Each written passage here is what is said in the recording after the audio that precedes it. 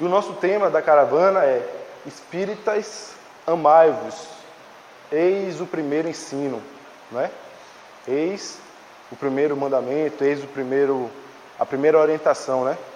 Amai-vos. E aí, ultimamente, quando eu tenho feito essas palestras, eu gosto de iniciar perguntando, né, aos presentes o que é que eu acho que é o amor. O que é que vocês acham? O que é que vocês entendem por amor? Não precisa dizer aqui algo bonito, algo inteligente. Eu não quero aqui definições intelectuais sobre o amor, não. Eu quero que vocês digam assim, ó, na minha vivência, do que eu vivencio na minha vida, do meu dia a dia, das minhas experiências que eu trouxe, que eu tenho, que eu carrego, eu acho que amor é isso. Eu acho que amor é aquilo. Não precisa acertar, viu? Mais uma vez, a gente não está aqui para acertar. Não, inclusive, não sei nem se existe o certo, né? Pô, quem sou eu para dizer o que é o certo? Mas o que é que vocês acham aí que é o amor? Eu acho que o amor é um sentimento iluminado sobre um sentimento maior.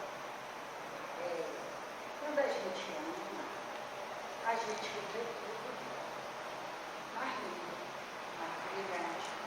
A gente consegue olhar para o nosso irmão procurando sentir o que de melhor ele tem e passar para ele também o que de melhor a gente tem. E ter vontade de fazer tudo de bom, tudo de melhor. Eu acho que o amor é isso. Eu estou saindo aqui da roça. Eu sou da roça.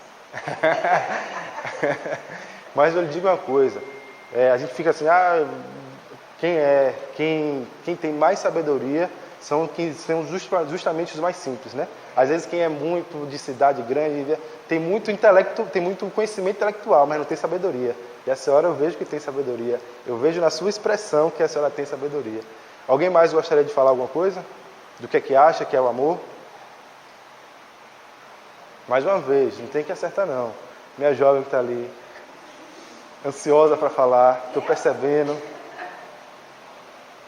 Talvez, acredito que amor tem muito a ver com acolhimento, né?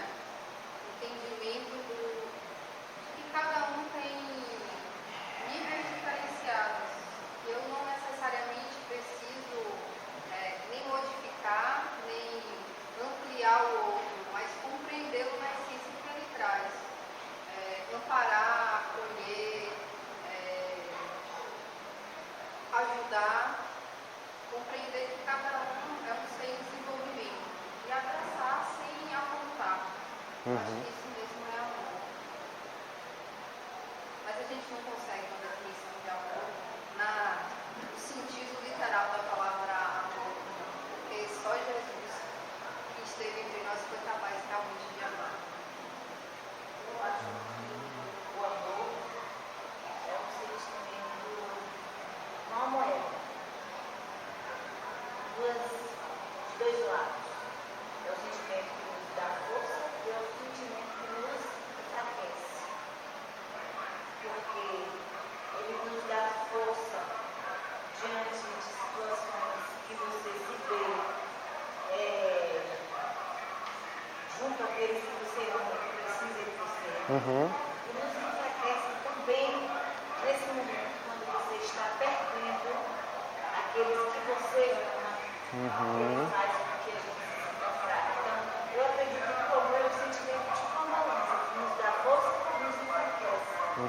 Que traz alegria e que traz a tristeza. Então, Ótimo. eu acho que o amor é caridade. E você amar Caridade. igual. Eu não posso amar mais toda a humanidade, amar todos com o mesmo amor. Isso para mim não vou amar fulano porque fulano é isso ou aquilo, porque precisa mais ou menos. Eu acredito que o amor seja. Show de bola. Muito bom. Alguém mais? Bom, eu vou dar minha definição do que eu acho que é amor também, daqui a pouco. Mas aí eu queria só para construir o raciocínio com vocês, vou voltar um pouquinho e depois eu volto a falar sobre amor. João, ele fala de que Deus é amor, o seu evangelho, né?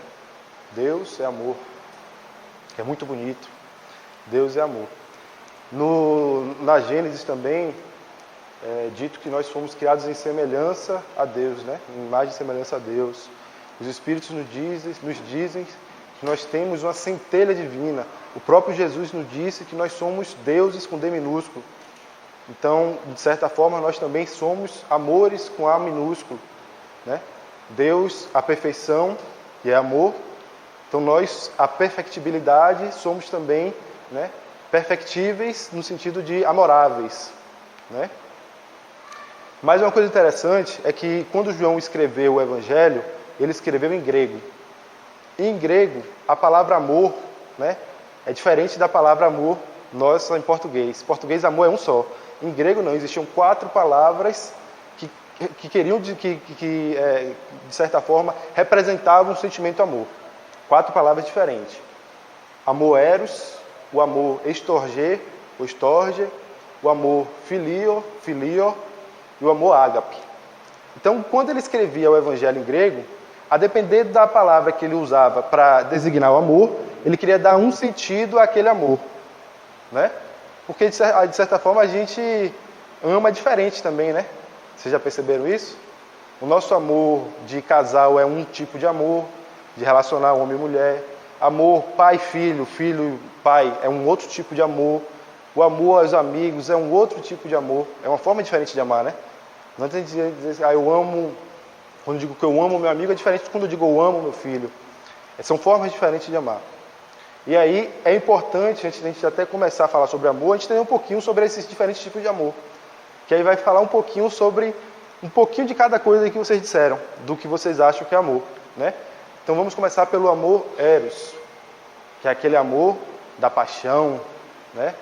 O amor mais material, um amor mais exigente, um amor cobrador, né? É um amor possessivo, onde é preciso a gente colocar o pronome meu, né? Meu amor. Um amor que cobra, que precisa, né, muitas vezes, ouvir que é amado, para dizer que é amado também, né? E aí, faço até um parêntese, para perguntar a vocês quantos de nós somos até capazes de dizer que amamos, né? Independentemente de quem a gente está dizendo, né? Mas o dizer que eu amo ainda é um pouco difícil na nossa sociedade, né? Às vezes um homem dizer o que ama outro homem é difícil, né? Talvez a gente faça aqui, não sei, se a gente vai fazer uma dinâmicazinha da gente exercitar esse amor, e aí pode cair de um homem ficar com outro homem. Imagina aí a gente dizer que ama outro homem, né? A gente ainda tem essa dificuldade. Mas o amor eros é isso, é esse amor exigente, esse amor material, esse amor mais paixão, né? Esse amor que a gente lembra do poeta Camões, quando ele fala lá de que é fogo que arde sem se ver, né? E outras estrofes mais, que eu não lembro direito mais como é o poema. Mas é um poema bem romântico, né? Então é aquele amor que é o amor eros, o amor confuso, um amor que precisa ainda estar perto, né? Por exemplo, quando um homem ou um marido ou uma esposa viaja para longe, fica algum tempo sem se falar, que a gente liga para a esposa ou a esposa liga para o marido, né? Ficou 2 dias sem se falar. Em vez de se alegrar, já fica logo retado. Pô, você me ligou só agora e tal. Então é aquele amor que cobra, né? É aquele amor direcionado, um amor que exige, que cobra. Esse é o amor eros. Aí depois do amor eros, nós temos o amor estorge. E é claro que esse amor não é ainda o amor, talvez, que João, né, grafou lá no Evangelho, como Deus é amor, né? Talvez não é. Né? Não é esse o amor. E não é também o amor que o Cristo vem nos dizer, eu estou até já adiantando algumas coisas nos slides, que o Cristo vem nos dizer quando ele fala assim: um novo mandamento vos dou, que vos amei como eu vos amei. Né? Bom, já se sabia, já era sabido da época que o mandamento maior era amar a Deus sobre todas as coisas e o próximo como a ti mesmo. E por que agora então ele mudou, né? Como eu vos amei, né? Então é um amor diferente, um amor que tem como exemplo o seu exemplo, né? E a gente vai falar qual é esse amor do Cristo. Mas voltando para o amor estorge, que é o segundo tipo de amor possível né, de se escrever em grego, né, que é uma outra interpretação, outra forma de entender o amor. Esse amor storgê é o amor da família, o amor de pai para filho, de filho para pai, entre irmãos, né? Esse amor já é um amor elevadíssimo, né? É um amor muito abnegado. Eu acredito que quem tem filho aqui, né, eu tenho 2 filhas, e a gente tem é um amor que a gente se doa sem pedir nada em troca. É diferente do amor eros, que muitas vezes a gente precisa receber em troca para amar, né? O amor storgê não, é um amor que a gente doa de forma abnegada, né? Mas ainda assim não é aquele amor que Jesus veio trazer para a gente, que Paulo grafa, né, escreve no seu evangelho, né? Ou vocês acham que é o amor de pai para filho, é esse amor de Deus? Mas por que não? Se é um amor tão abnegado assim, se é um amor tão forte. Ainda cobra, né? Ainda tem a possessividade, ainda tem um pronome possessivo, né? Ainda tem um caráter de obediência, ainda tem um caráter de ser direcionado, de ser circunscrito. Ela é protetor, ela é direcionada para a minha prole, para a minha família, consanguínea ou não. Por exemplo, se tiver 2 mães aqui, tem 2 meninas ali, estão brincando ali do lado de fora, né? Não sei se são filhas de alguém aqui, mas vamos supor que sejam filhas de alguém aqui, estão brincando do lado de fora, de modo que a gente não consegue enxergar elas. E aí do nada a gente ouve um choro, e não é possível identificar de qual das 2 é. Aí as 2 mães se levantam correndo, quando chega lá, ufa, não é minha filha. Vai até ajudar, mas já dá aquele alíviozinho porque não é sua filha, né? Então é um amor ainda direcionado para a minha família, para os meus filhos. E aí esse amor que é mais direcionado, né, mais apegado, quando meu filho vai embora, né, quando eu perco, né, eu choro, né, é um amor também que gera esse tipo de frustração, né, da perda do ser querido. Tanto o amor eros quanto o amor storgê. Em que pese o amor storgê ser um amor muito mais abnegado. E aí tem um terceiro amor, que é o amor filial, né? O amor filial, esse está presente em vários momentos no Evangelho. O amor filial é aquele amor de amigo, né? É um amor que não tem, é já um amor muito mais amplo, né? Ainda que limitado também, mas é um amor muito mais amplo. É um amor que Jesus estabelece naquela passagem onde ele está dentro de uma casa, não lembro agora, recordo qual é a casa, e aí alguém vem chamar ele e diz: Jesus, corre que teus irmãos e tua mãe estão lá fora. E ele fala: quem são os meus irmãos, quem são a minha mãe, senão todo aquele que faz a vontade do Pai, né? De certa forma, rebaixando a família dele a nível de estranho, né? Ou não?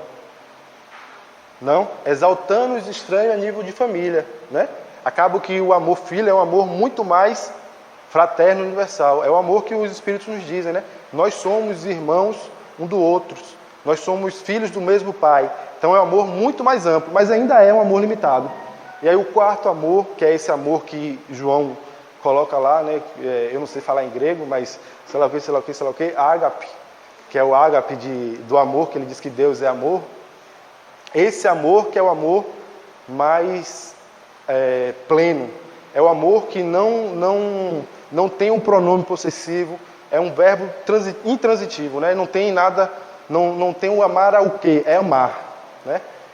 Ele é autossuficiente apenas por amar. E o amar em si já resolve e paga tudo. Então esse é o amor que é a proposta de Jesus para nós. Esse foi o amor que ele exemplificou, de amor incondicional, né? Que não julga, que não vê aparência, que não vê nada. Um dia eu estava numa feirinha, e aí eu vi um senhor, e eu não sei porquê, mas eu senti um carinho por aquele senhor, um senhor já bem idosozinho, né?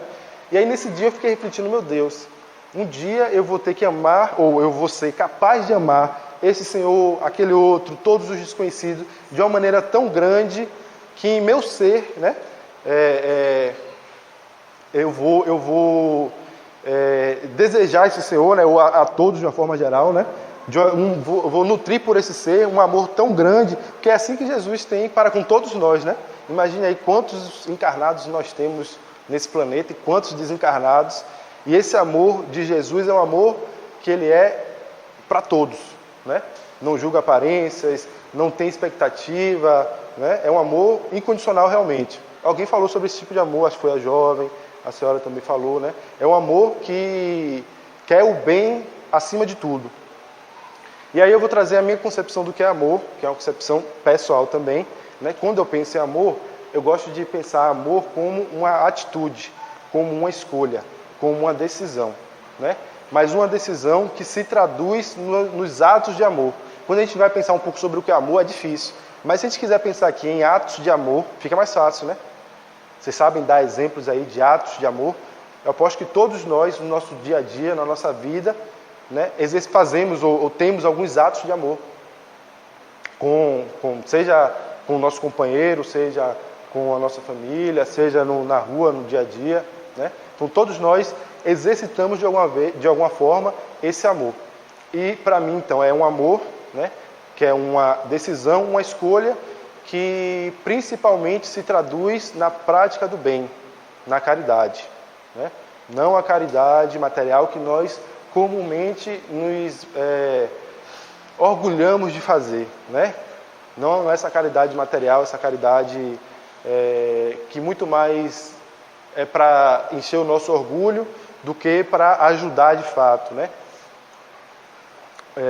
E sim a caridade imaterial, né? De convivência, né? Que se exercita e se pratica na convivência. Vamos lá, vamos começar a passar aqui agora. E aí Jesus disse, né? Em vários momentos da sua jornada, da sua vida, muitas vezes quando questionados até para tentar ser posto em prova ou ser pego em alguma armadilha, em algum trocadilho, ele falou: amarás o teu Deus de todo o teu coração, de toda a tua alma, de todo o entendimento. Esse é o maior mandamento. O segundo, que é semelhante a esse, é igual a esse, é idêntico a esse, é amarás o teu próximo como a ti mesmo. Porque ninguém pode amar a Deus que não viu, sem amá-lo ao irmão a quem viu, né? Como Jesus mesmo disse também. E é interessante que essa concepção, ela era uma concepção, de certa forma, entendida pelos religiosos da época. Os religiosos tinham isso, né, de forma intelectual. Amar a teu Deus, né, acima de todas as coisas, etc, etc e tal. Mas ainda assim, ele veio com uma proposta nova, de que um novo mandamento vos dou, que vos ameis uns aos outros, assim como eu vos amei. Então, não é apenas entender intelectualmente, mas seguir o exemplo de Jesus do que ele exemplificou enquanto amor, né?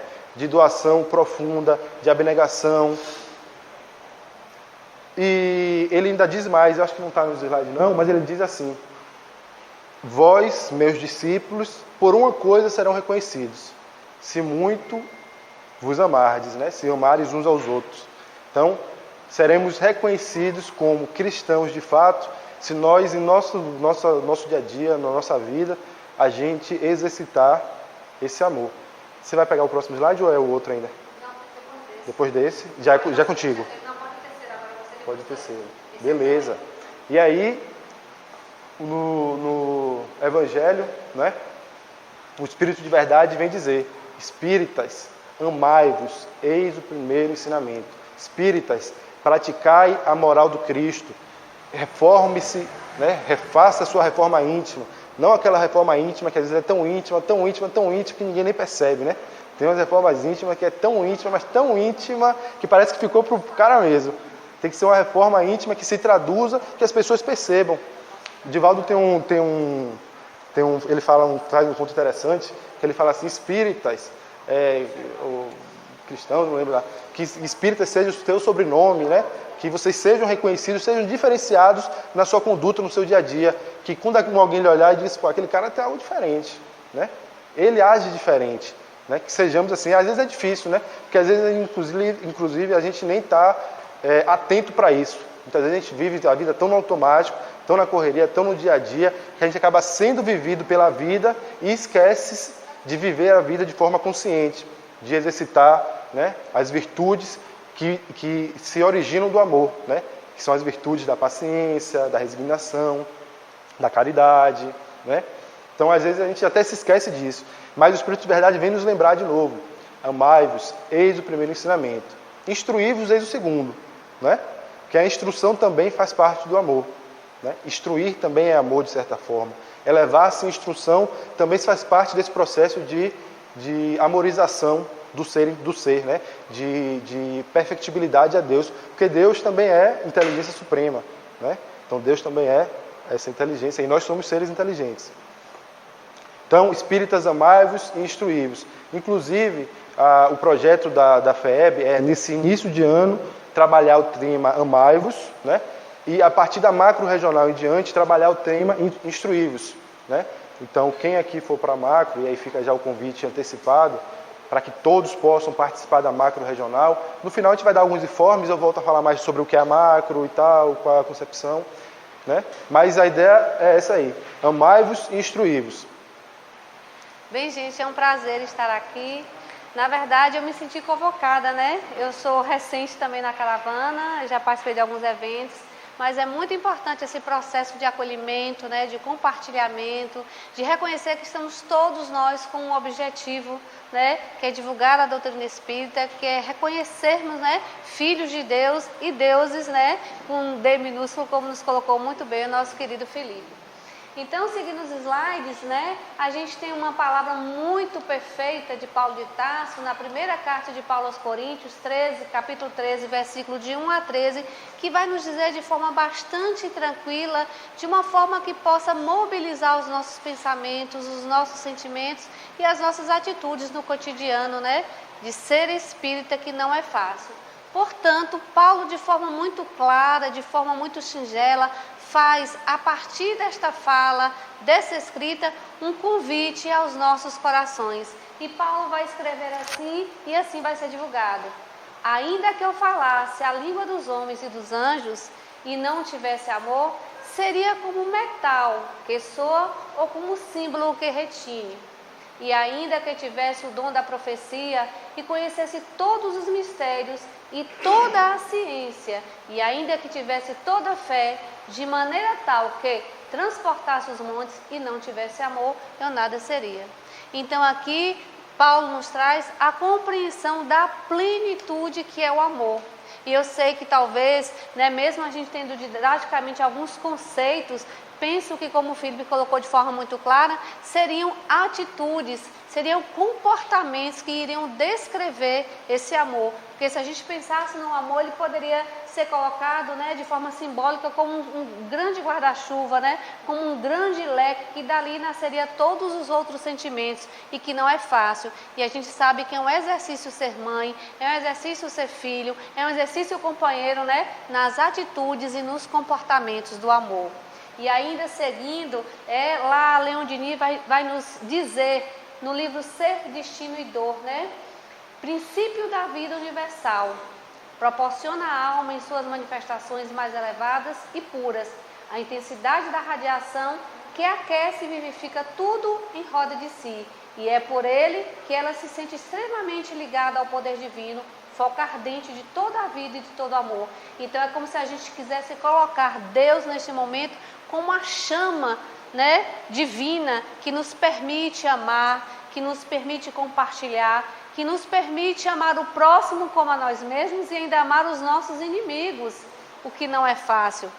Aí está a beleza da doutrina espírita, quando nos permite compreender a necessidade de amar o outro como a nós mesmos, e ainda mais aqueles que nós consideramos, né, ou chamamos ou reconhecemos como os nossos inimigos. Está aí o exercício, né, do bom espírita, como nos diz Hermínio de Miranda, né? Na etiqueta espírita, amar o outro como a ti mesmo, e ainda mais ser capaz de amar o seu inimigo. E eu digo a vocês que não existe exercício maior e exercício melhor. Eu já passei por isso e posso dizer, quando a gente vivencia, a gente talvez fale com mais firmeza, né? Com o sentimento de que aquilo pode ser verdadeiro e real. Quando você vê que uma pessoa quer te prejudicar, que você sente que está sendo prejudicada, e você começa a olhar para aquela pessoa com olhos de amor, eu posso afirmar a vocês que as coisas modificam. que as coisas mudam, que há uma transmutação, porque eu consigo contaminar com essa minha energia metafísica. Eu já disse que nós somos energia, com essa energia do amor, e as coisas se transformam. Mas é preciso a gente ter fé e é preciso a gente ter o amor. Então, não tenham dúvida que quando alguém nos provoca qualquer desconforto, né, mal, assim falando, entre aspas, se a gente começar a olhar para aquela pessoa, para aquela atitude com olhos de amor, com certeza essa é uma transformação possível, é uma transformação real. E aí, Humberto de Campos vai nos dizer ainda sobre a essência do amor, né, como doação, e a gente vai encontrar essa fala justamente no livro Boa Nova, no capítulo 2, né, Amor e Renúncia.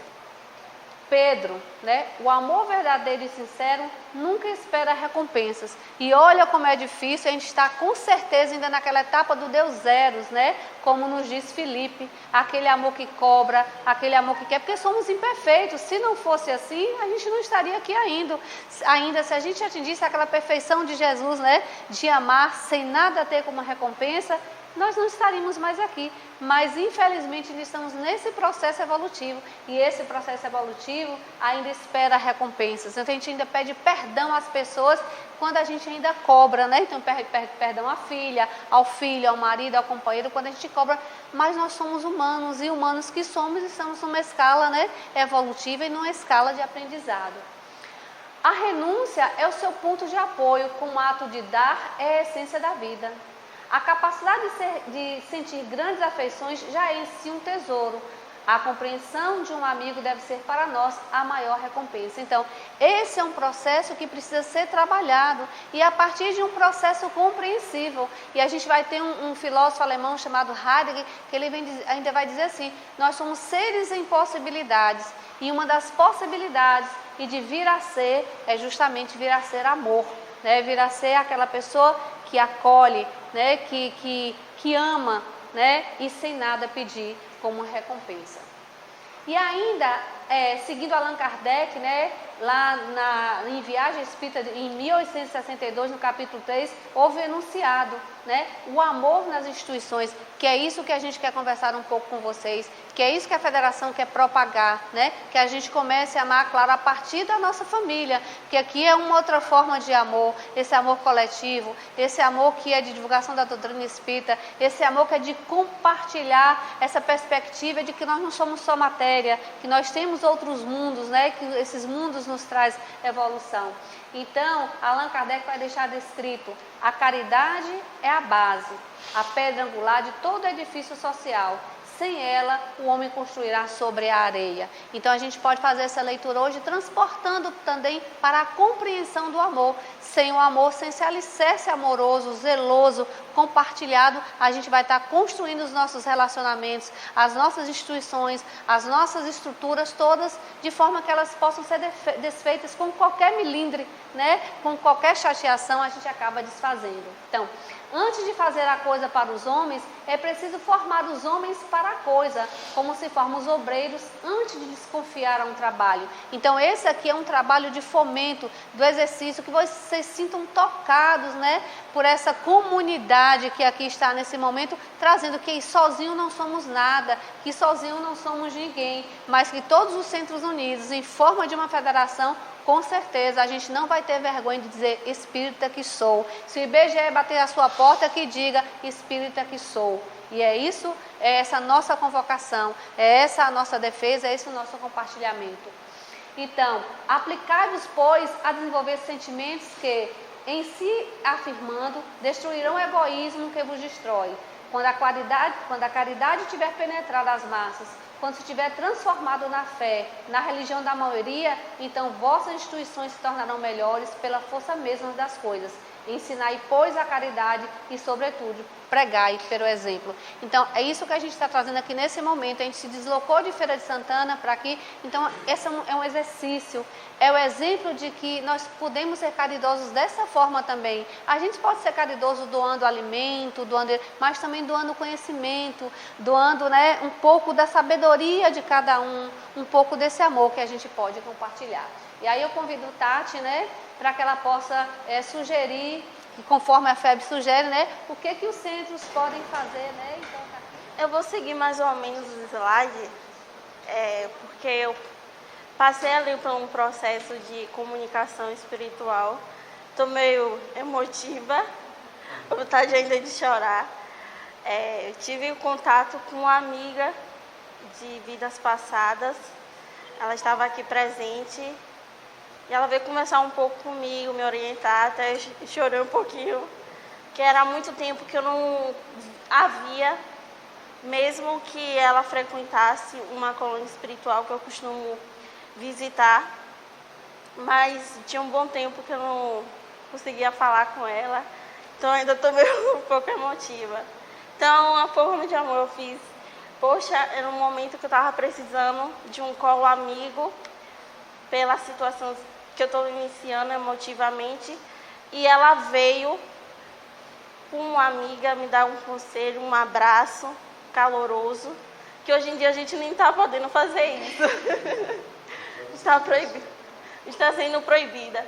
Mas o amor no centro espírita, com o que está acontecendo ao nosso redor, aí eu pensei, e agora? Como é que a gente vai fazer no centro espírita? Porque a gente é tão caloroso, a gente é tão amoroso um com o outro, o tempo todo abraçando, o tempo todo beijando, é sempre analisando, é sempre nos doando uns aos outros. Eu disse, rapaz, esse coronavírus não vai colar no centro espírita, não.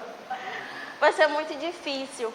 Mas a gente tem que olhar um para o outro, né, e pensar que tem muitas pessoas que estão na zona de risco. Eu sou uma delas, por eu ter asma. Então a gente tem que se colocar no lugar do outro. E, infelizmente, a gente está vendo que muitas pessoas não estão praticando esse bem de pensar um no outro, porque se você pegar, mas se você não está na zona de risco, a chance de você ter a cura é muito mais alta.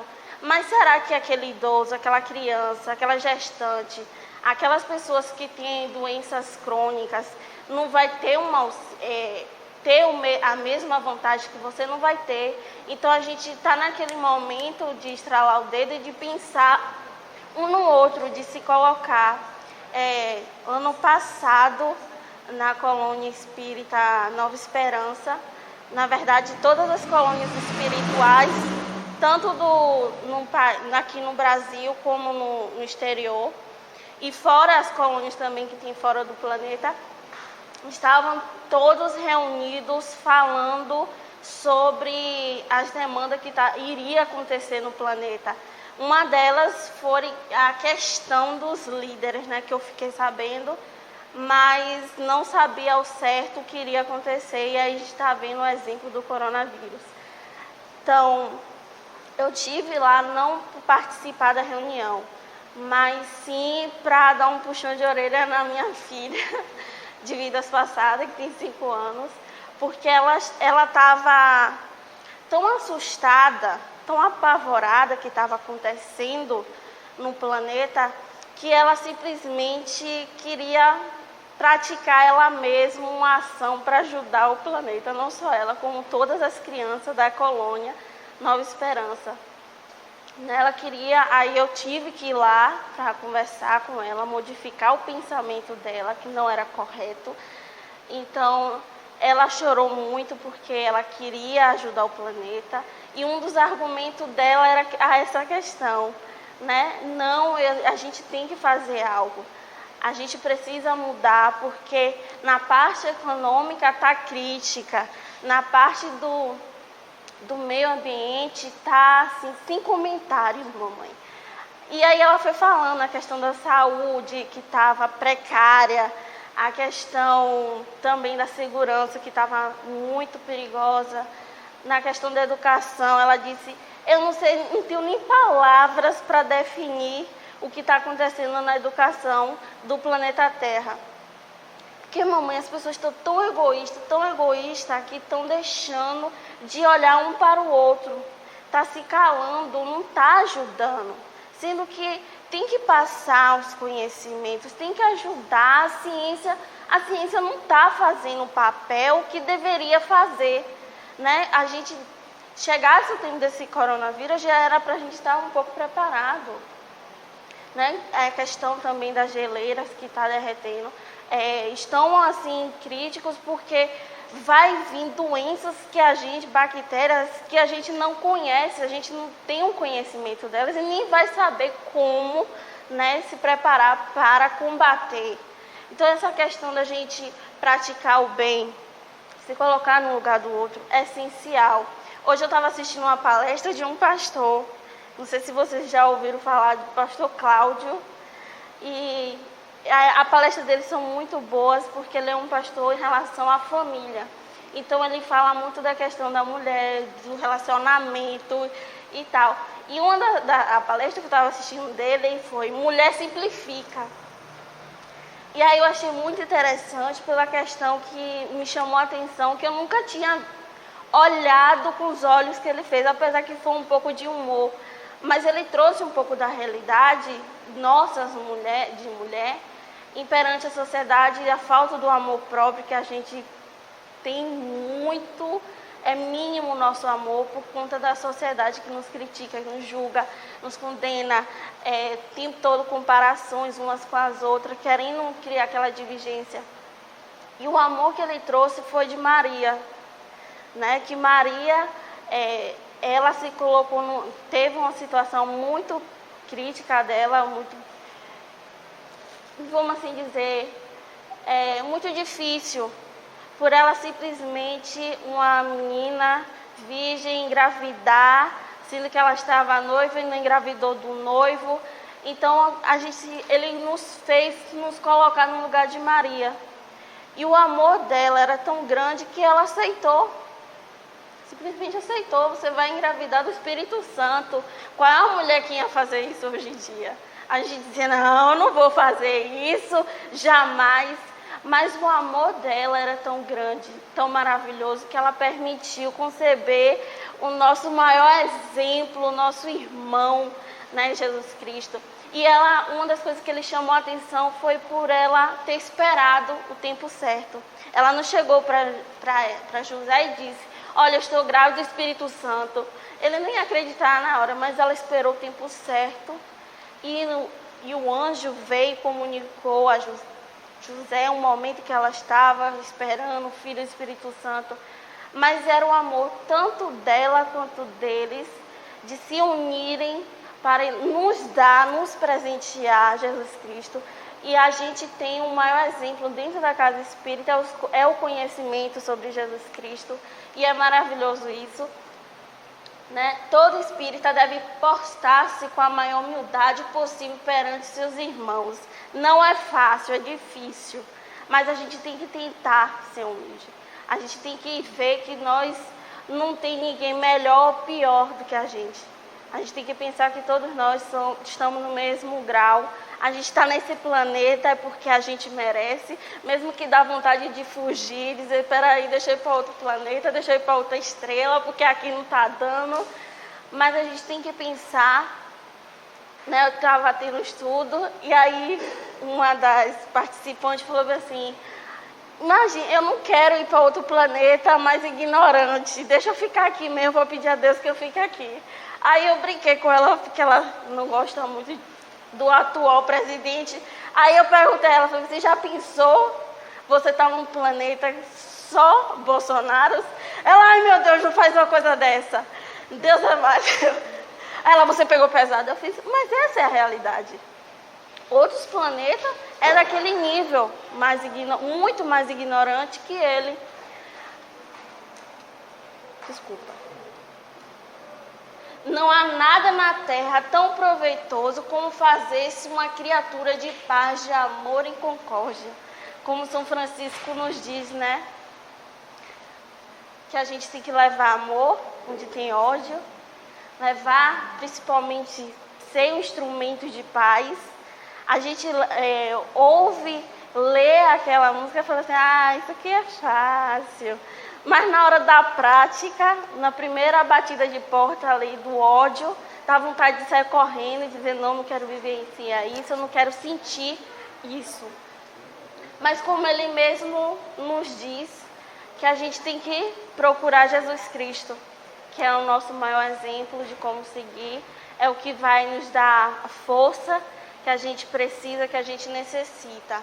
Numa palavra, o espírita deve ser para o seu irmão a verdadeira providência, sustentando em tudo que puder, em todos os trânsitos da vida planetária. Né? A gente tem que estar o tempo todo segurando um na mão do outro, um ajudando o outro. Vai ter aqueles irmãos que a gente ainda tem uma certa divergência, que a gente considera como inimigos. Como minha mãe mesmo fala, eu não tenho inimigos, eu tenho inimizades.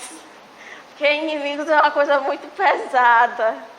Porque você pensar, meu Deus, aquele ali é um inimigo só emanando energia negativa para você, não é legal. Então vamos dizer, tenho inimizade, eu não concordo com aquela pessoa, não concordo com aquele pensamento, aquela atitude. Mas o que a gente pode fazer com o outro? É muito difícil a gente simplesmente chegar e dizer isso aqui está errado, isso está errado, não é para fazer assim. Não podemos. Mas o que a gente pode fazer? Primeira caridade que a gente devemos fazer, oração. Quebrar aquele gelo que está ao redor daquela pessoa. E do nada, por lá na frente, você vai ser grandes amigos. Amigos, irmãos. Companheiro na nossa caminhada, na nossa jornada. Os que exercem mais influência no centro espírita são os que devem viver mais alerta. Os que mais necessitam observar as regras prescritas pela atitude de amor, porque são encarregados de vigiar e conduzir os de menos alcance e menos compreensão. Não me senti totalmente lá em cima, né? A gente tem que ver que a gente ainda somos pequenos, porque a gente chega no centro espírita, né?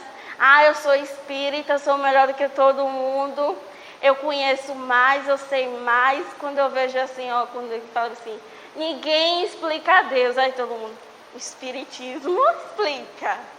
Não é nem o espiritismo que explica, simplesmente foi Aristóteles que definiu o que era Deus. E os espíritos foram, pegaram essa frase dele e colocaram e responderam. Mas a gente, um pouco vaidosa, disse que o espiritismo explica, porque o espiritismo é perfeito, as outras religiões não é. A gente somos vaidosos. A gente gosta de sempre sentir acima do outro. Por isso que ele colocou o primeiro tópico, humildade. É você se diminuir, não é se você se menosprezar. Porque se menosprezar também faz parte do orgulho. A gente se colocar no nosso devido lugar. Eu, como diz, né, o filósofo, só sei que nada sei. A gente tem que pensar assim. Deixa eu pular. Construindo a comunidade de amor no centro espírita. Constituir um espaço, tempo para a vivência em comunidade. Não adianta a gente chegar aqui e ouvir palavras bonitas e não colocar em prática. Né? Vamos visitar os asilos. Os idosos precisam tanto de alguém para ouvir as reclamações. É um pouquinho chato ficar ouvindo reclamações, mas é necessário porque a gente tem que se colocar no lugar dele. Já pensou, e eu quando eu estiver na velhice? Para dizer assim, estou sentindo isso, estou sentindo aquilo, meus filhos me abandonaram assim, assado. Será que seria diferente? A gente que é jovem, a gente já fica reclamando, imagina quando estiver na velhice. Então a gente tem por todo se colocar no lugar do outro, é necessário. Buscar a unidade de princípios e sentimentos, a comunhão de pensamentos. Centro espírita. Qual é o lugar que a gente vai aprender, né? O centro espírita é através dos livros, que não adianta a gente chegar aqui e ouvir uma palestra, porque a palestra é um resumo do conhecimento espírita. A gente tem que nos aprofundar mesmo, é nos livros, é na obra. Estimular a formação de grupos de autoeducação em caráter familiar, fraternal, intimista e coloquial para a partilha de vivências evolutivas com linguagem proativa, apreciadora e sem julgamento, que é o principal. Que a gente pode muitas vezes não falar em voz alta, mas o pensamento já nos condenou. Né?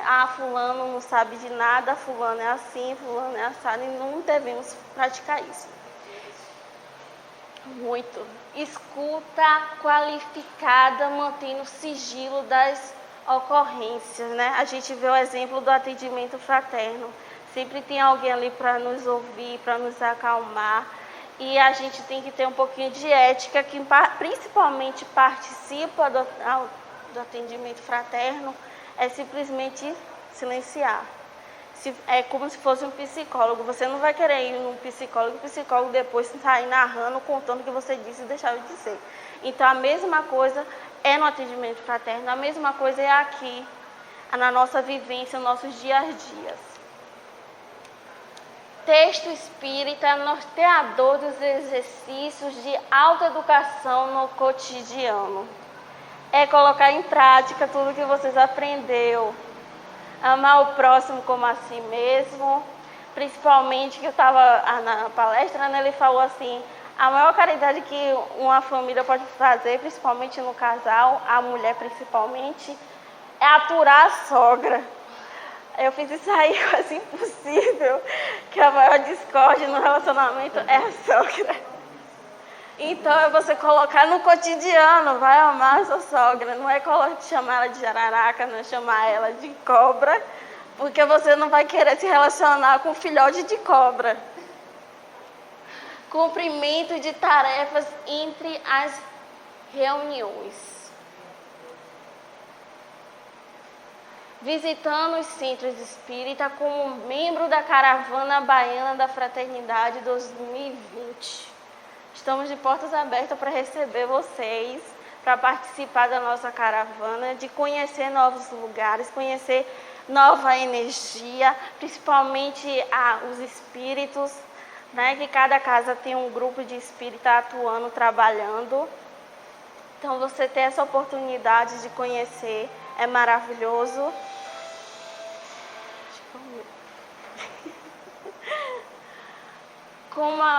Como aprendiz ou docente das atividades de capacitação dos trabalhadores das casas espíritas em seus conselhos regionais e distritais ou na sede da Federação Espírita do Estado da Bahia. Né? A gente colocar em prática o que a gente está aprendendo e principalmente é um momento também de você se afirmar como espírita, você trabalhar, ser um trabalhador, representando uma atividade setorial de sua instituição nas reuniões dos conselhos espíritas na rede espírita federativa estadual, participando dos macroeventos federativos desde a sua divulgação. E aí, veio uma mensagem de Bezerra: trabalhamos então unificados, amando-nos cada vez mais. Eu queria, o horário já está bem longe, né? Eu queria só ler uma mensagenzinha para terminar, para a gente... Não? Então ótimo. Antes até da gente encerrar, de outra forma, que não é este o encerramento ainda. Não precisa não, até para eu conseguir ler aqui. Porque a gente falou muito sobre amor, né? E aí eu quero trazer aqui um aspecto do amor como reflexão para a gente levar isso para essa noite, né? Quando Jesus traz a mensagem da parábola do bom samaritano, ele exemplifica, né, a caridade real, pura e simples, né? Quando a gente quer falar de caridade, a gente sempre faz uma ligação com a parábola do bom samaritano. E a caridade nada mais é do que esse amor em ação. E na parábola ele destaca de que o samaritano ele foi tocado por íntima compaixão. Então a compaixão é um sentimento que também é um sentimento intrínseco ao amor, né? Aquele que ama é preciso ser tocado de íntima compaixão para sair de si e auxiliar o próximo. E aí eu trago uma mensagem do livro Contos e Apólogos, do Humberto de Campos, né? Que ele assinava com o irmão X, mas era Humberto de Campos, psicografado por Chico Xavier, chamada A Esmola da Compaixão. Não vou ler, vou ler literal. De portas abertas ao serviço da caridade, a casa dos apóstolos de Jerusalém vivia repleta em rumoroso tumulto. A casa do caminho, de antigamente, né? Os primeiros cristãos eram até conhecidos como os homens do caminho. Então, tinha uma grande casa, uma grande mansão na saída da cidade de Jerusalém, que eles atendiam a muita gente. Então, nesse dia, havia um grande número de atendimento. Eram doentes desiludidos, que vinham rogar esperança, velhinhos sem consolo, que suplicavam abrigo, mulheres de lívido semblante, traziam no braço crianças aleijadas, que o duro guante do sofrimento mutilaram ao nascer, crianças mutiladas, e de quando em quando, grupo de irmãos generosos chegavam da via pública, acompanhando alienados mentais, para que ali recolhessem o benefício da prece. Então, uma série de pessoas necessitando de auxílio. Numa sala pequena, Simão Pedro, né, que foi quem liderou esse movimento de auxílio e benemerência ao próximo, Simão Pedro atendia prestimoso, ponto. Foste, porém, pelo cansaço físico ou pelas desilusões auridas ao contacto com as hipocrisias do mundo, o antigo pescador acusava irritação e fadiga, a se expressarem nas exclamações de amargura que não mais podia conter. Então, em determinado momento, depois de atender inúmeros doentes, seja pelo cansaço físico, como um homem comum, falo de todos nós, ou seja pela desilusão encontrada na hipocrisia dos que vinham a bater a porta pedir auxílio, eles já se encontravam tanto quanto irritadíssimos, né? E aí ele dizia: observa aquele homem que vem lá, de braços secos e distendidos, gritava para Zenon, companheiro humilde que lhe prestava concurso. Então, ele conversava com alguém que estava ajudando ele, auxiliando ele. Aquele é Roboão, o miserável que espancou a própria mãe numa noite de embriaguez. Não é justo sofra agora as consequências? Dizia Pedro, questionava Pedro, com seu ajudante. E pedia para que o enfermo não lhe ocupasse a atenção, negava-lhe o auxílio. Logo após, indicando o feridento da mulher que se arrastava buscando, exclamou encolerizado: que procuras, infeliz? Gozaste no orgulho e na crueldade durante longos anos. Muitas vezes ouviste o riso imundo à frente dos escravos agonizantes que espancavas até a morte fora daqui. É interessante que às vezes a gente tem uma concepção dos apóstolos de uma perfectibilidade, né? De como se eles já fossem prontos, mas não, eles eram homens comuns como todos nós, com suas imperfeições, com seus defeitos, né? E o que torna ainda mais bela a possibilidade de eles terem feito o que eles fizeram. E torna factível a todos nós também seguir o exemplo deles. E aí, ele diz: fora daqui, fora daqui. E a desmandar-se nas indisposições de que se via tocado, em seguida bradou para um velho paralítico que lhe implorava socorro: como não te vergonhas de comparecer no pouso do Senhor, quando sempre devorastes o cetil das viúvas e dos órfãos? Tuas arcas transbordam de maldições e de lágrimas. O pranto das vítimas é grilhão nos teus pés. Ou seja, querendo que de certa forma dizendo que o que ele sofria era justo perante o que ele fez, achando Pedro ou julgando Pedro. E por muitas horas fustigou as desventuras alheias, ou seja, julgou, apontou, reclamou, colocando à mostra com palavras cadentes e incisivas as deficiências e os erros de quantos lhe vinham suplicar reconforto. Todavia, quando o sol desaparecera, distante, e a névoa crepuscular invadia o suave refúgio, modesto viajante penetrou o estreito cenáculo, exibindo nas mãos largas nódoas sanguinolentas. Então, quando ele já estava fechando o ambiente, fechando a casa, um último viajante chegou, né, requisitando mais uma vez o seu auxílio. No compartimento que agora estava vazio, apenas o velho pescador se dispunha à retirada, suarento e abatido. O recém-vindo, silencioso, aproximou-se sutil e tocou-o docemente. O conturbado discípulo do Evangelho só assim lhe deu atenção, clamando, porém, impossível: quem és tu que chegas a esta hora, quando o dia do trabalho já terminou? E porque o desconhecido não respondesse, ele insistiu com inflexão de censura: havia-te sem demora, dize depressa a que vens. Ou seja, ande logo, né? Já estou fechando aqui, já estou acabando o atendimento, estou cansado, pelo amor de Deus, quero ir embora. O que você quer realmente? E aí, nesse instante, porém, Pedro deteve-se a contemplar as rosas de sangue que desabotoavam naquelas mãos belas e finas.